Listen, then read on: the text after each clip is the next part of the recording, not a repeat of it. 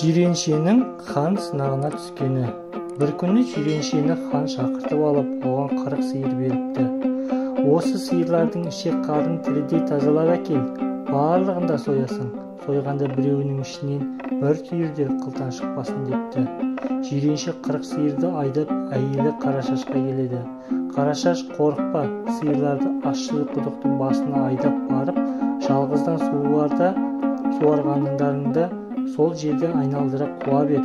Әуелі ішінің қармауы кетер, онан кейін жын аралас су кетер, ең соңында қара судың өзі кетер депті.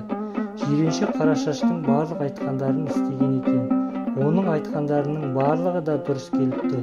Сөйтіп 40 сиырдың барлығының ішін тазалап ханға алып келеді. Хан сиырларды шетінен сойғыза бастайды. Сонда ешбіреуінің ішінен қылтан таба алмай аң-таң болған екен.